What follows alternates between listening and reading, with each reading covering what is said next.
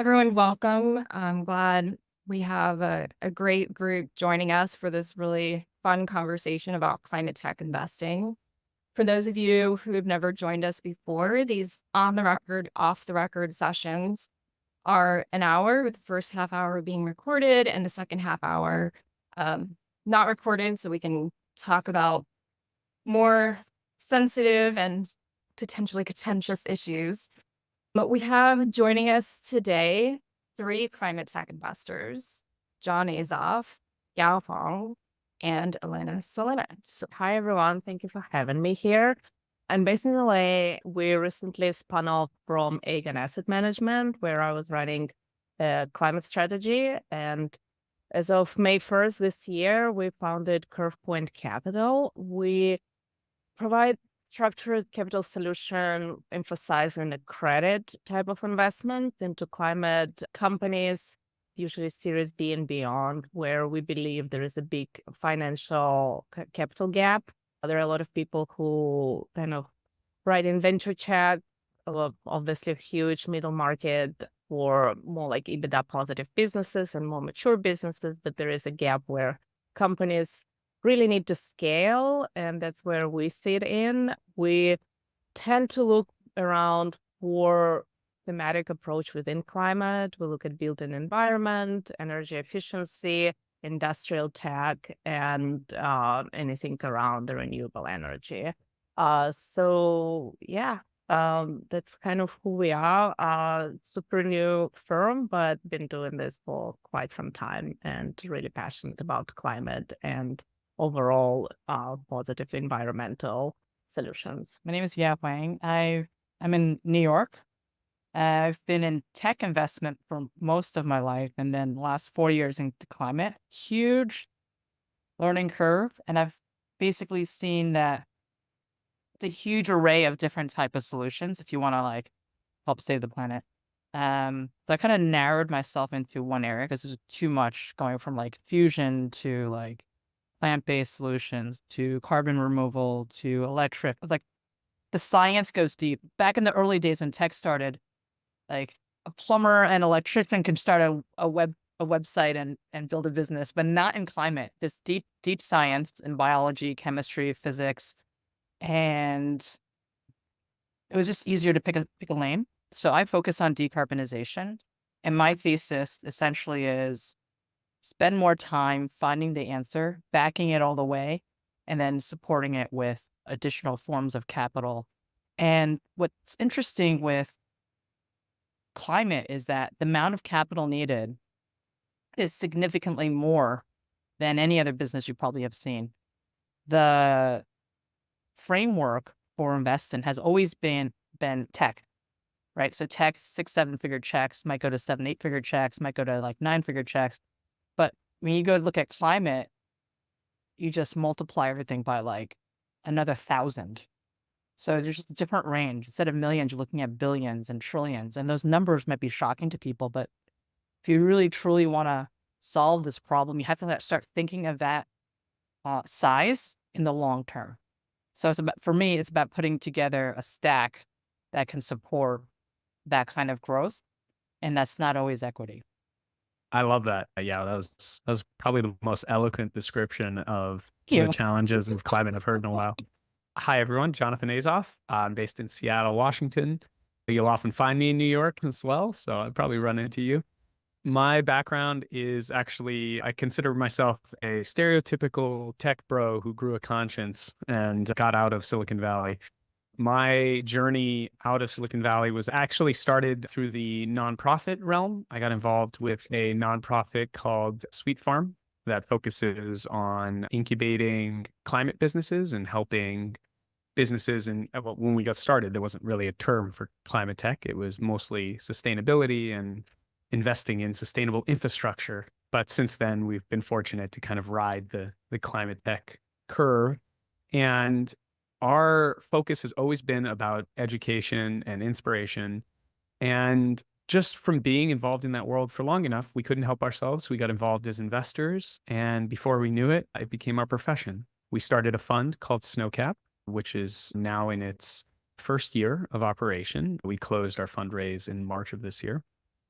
And we focus on actually attacking the problem that Yao was describing, for which we use a sort of blended capital approach today to solve by solving it through horizontal investment. So most investment is focused on monopolies, like how can I have a great business that is uniquely protected on all fronts and doesn't share with other companies, right? These are venture businesses. We focused on how can we actually build more businesses that make it cheaper.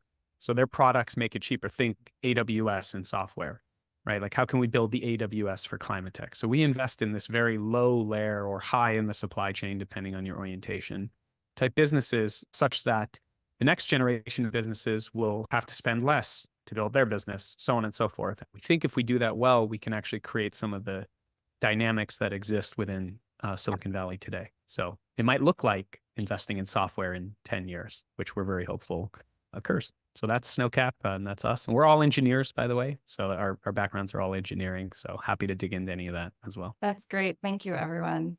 So before we get into the discussion, as we're going along, if anyone who's joined us to listen in has questions or comments, please add those to the chat. And if we don't get to them during the first part of our discussion, we'll get to them in the second half. So I wanted to start off, since this is the Product Advisory Collective, talking about tech. And there's different ways to define tech. It doesn't actually have to be software or hardware, but we're interested in this intersection of software and climate tech, all the things that encompasses. So I'm curious if anyone wants to start off with what you're most excited about, any specific examples or trends that you see in climate tech. Okay, I can start doing. We're not like software investors. We definitely have a big few portfolio companies that are hardware companies with a software layer just for management and efficiency. But we do have one portfolio company that is in waste management, and they using the software solution to solve that very decentralized, very dirty sector.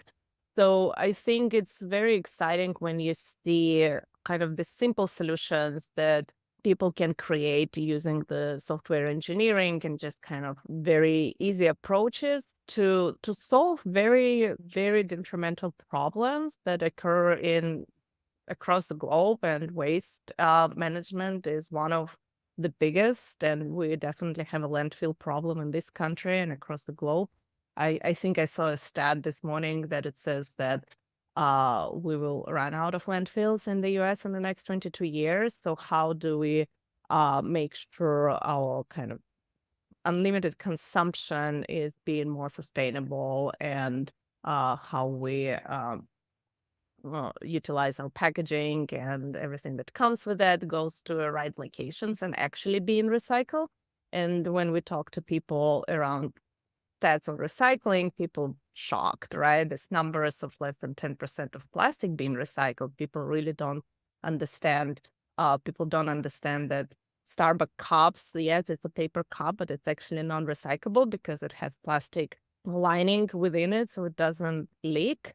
So this type of things, it's very interesting to see the educational component with companies like Rubicon Technologies, which one of our portfolio companies, and what they do. They just created a marketplace, kind of marketplace for corporates where people like Starbucks say like, hey, I need the bean to be picked up at this location. So they connected with the local haulers, and to dive into how the waste pickup thing works in every little city of our big country. It's just mind-boggling how right hand is not talking to the left hand. And it's such a simple solution that can be solved with software, AI, and just the normal practices. And then how they manage to take the correct piece of trash, going to correct bin, and then that bin actually being sent not to the landfill, but the correct recycling facility.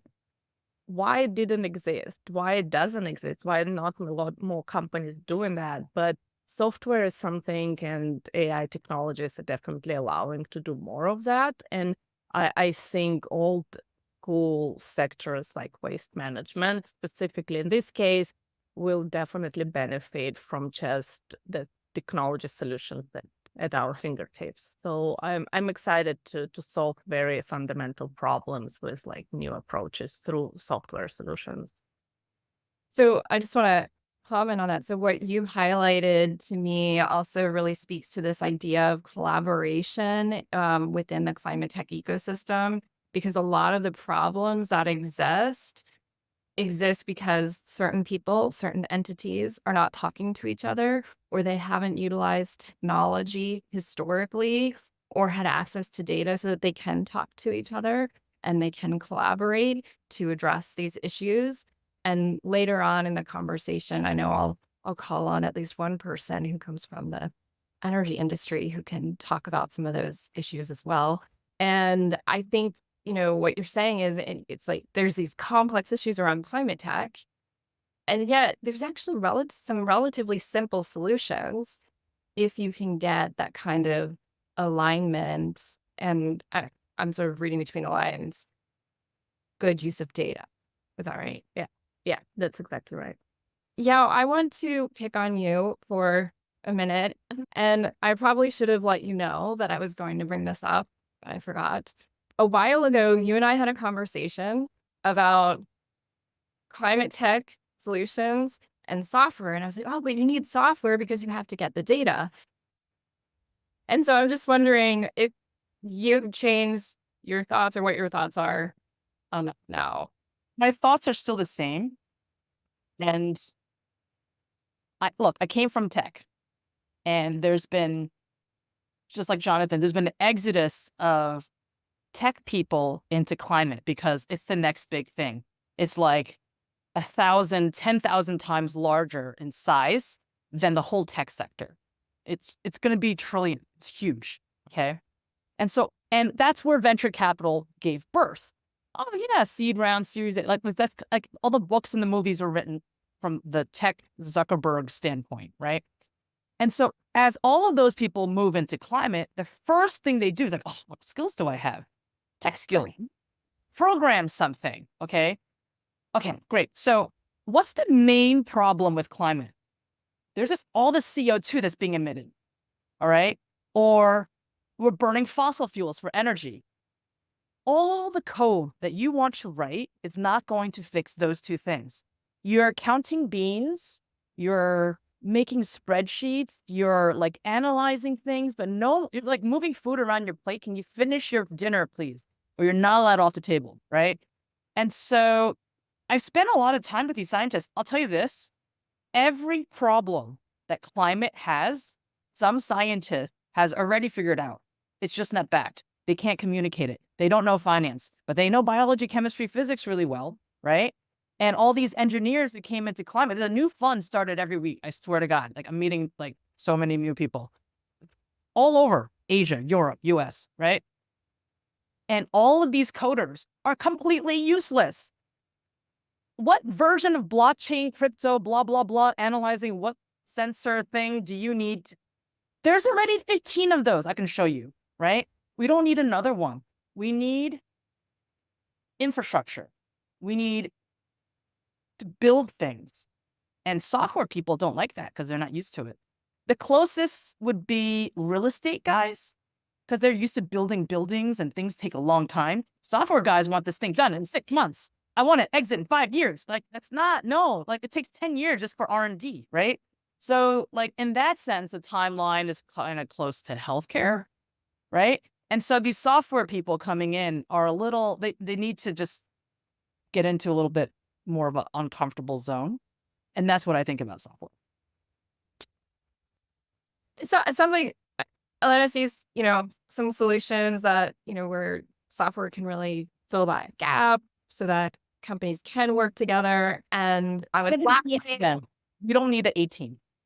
Well, I was laughing specifically because Jonathan comes in with his engineering background, so he's a perfect person to have a response to that and explain why he thinks software is needed. He can. As a fund, he'll make money. Great. He'll have his exit. It's great. Did you save the planet? No. We'll still burn it. We just passed 1.5 in February. All these techies, nothing's happened. We're going to die. Thank you. So I know you're probably looking for me to rebut what Yao was saying, but the irony is I work with two mechanical engineers. Like we actually don't really invest in software either for exactly the reasons you've called out. We need first principles changes.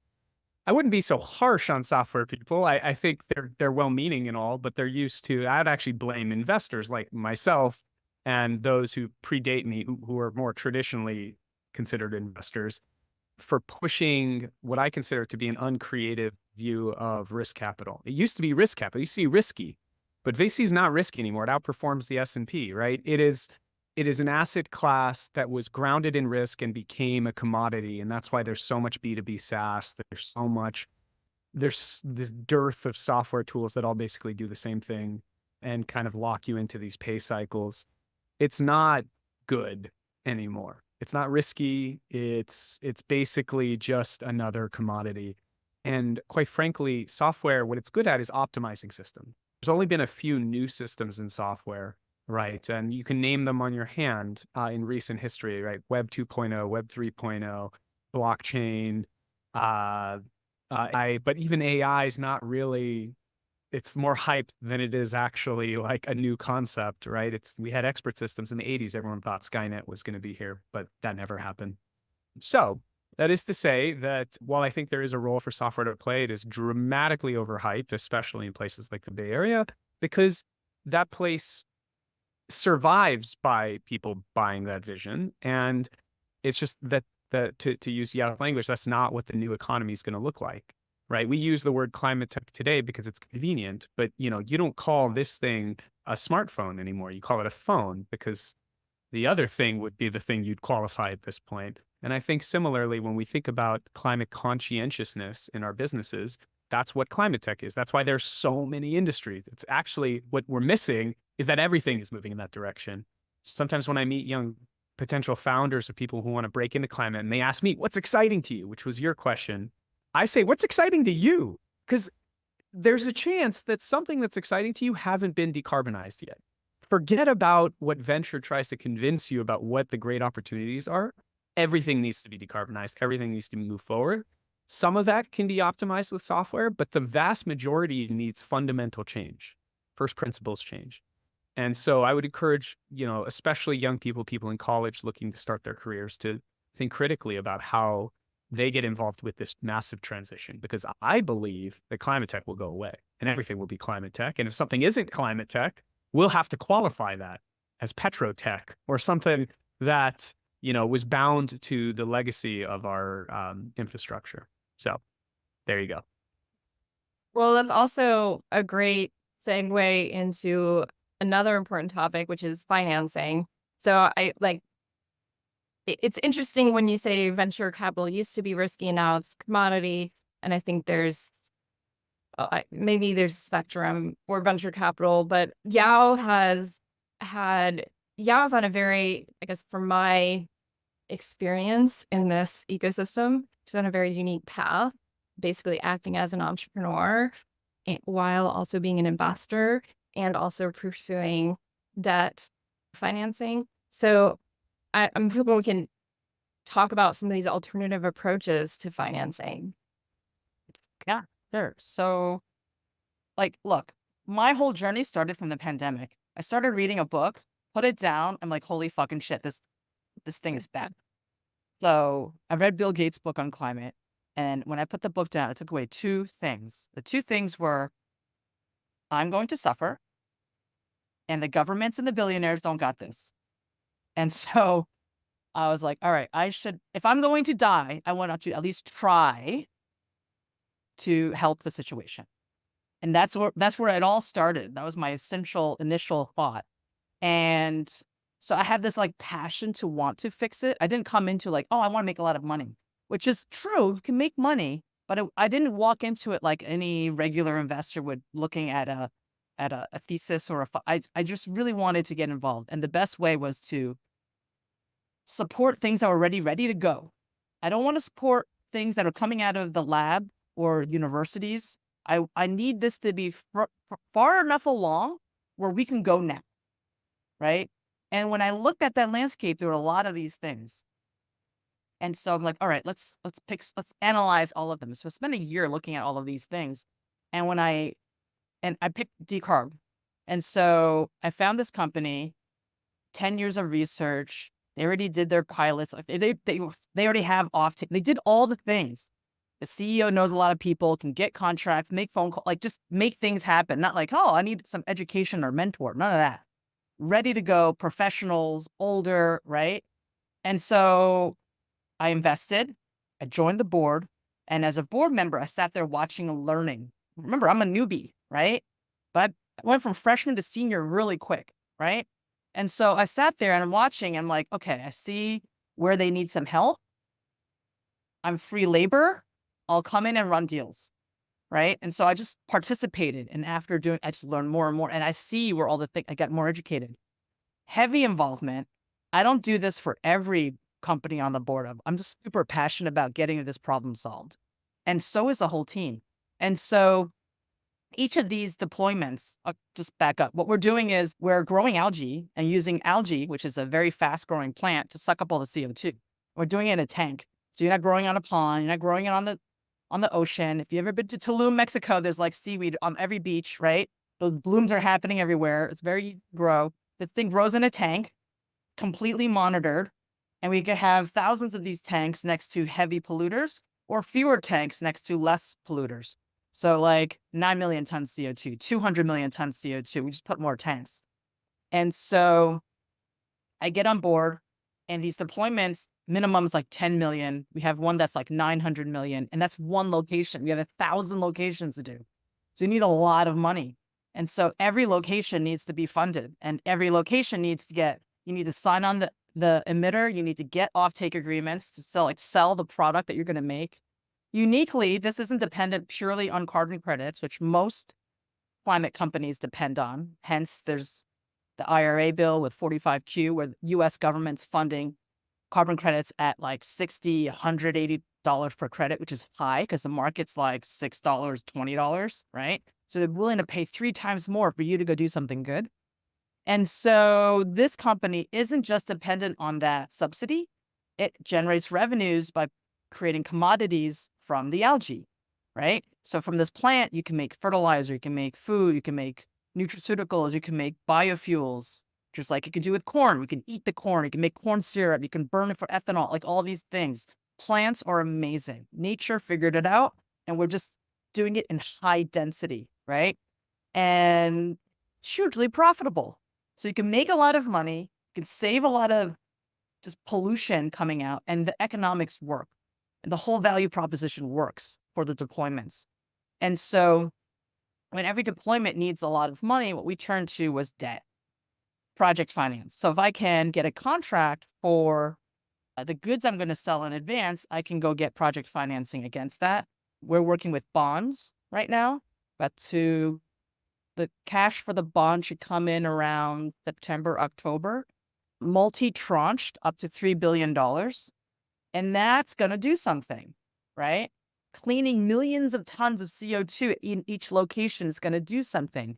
We have a pipeline of 2 gigatons that can do something. So from the time I read a book till now, like this is going to help, and I feel good about it. I feel hopeful about it, not just measuring someone's emission and not doing something about it, right? And so that's how we got there. Next phase after that, we'll be doing ETFs. There's different financial tools that could be used to do this. We're bringing in teams from BlackRock and all the people who know what they're doing. I need you to do it fast, and I need you to do it for this. So we're grabbing supporters from Asia, Middle East, Europe, US. And you know what's really funny? I say this a lot, and it's kind of a joke, but it's also true. Our biggest supporters are Republicans, oil and gas, and dictators.